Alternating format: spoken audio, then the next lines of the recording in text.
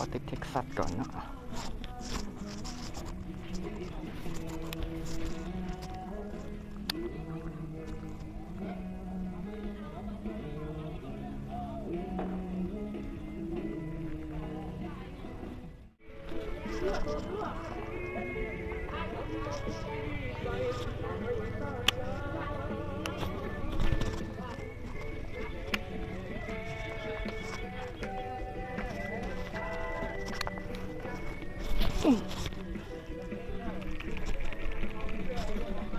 กัดแต่บ่อยู่นะ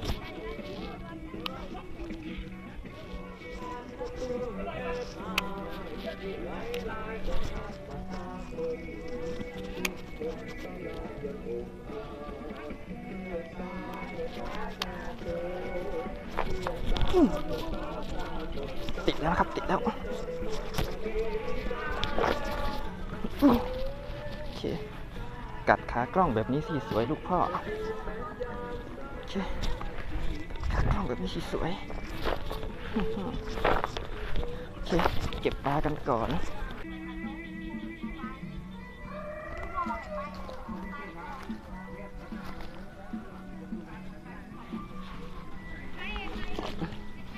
อเค2 แต้ม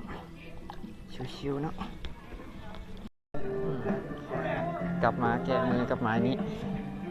ยังบ่ค่อยพอใจเลยได้2 แต้มเนาะวันนี้ลูกค้าเขาหลายและมันก็มืดแล้วเราจะกลับกันดีกว่าวันนี้